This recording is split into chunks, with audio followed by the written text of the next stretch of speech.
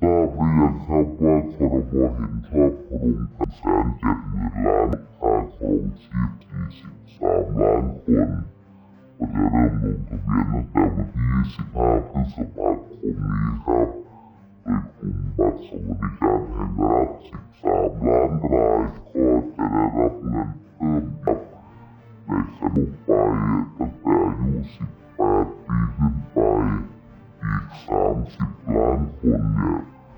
ก็จะสามารถเข้าร่วมโครงการไทยช่วยบาทหรือเดือนบาทระหว่างเดือนมิถุนายนนะครับทะเบียนตั้งแต่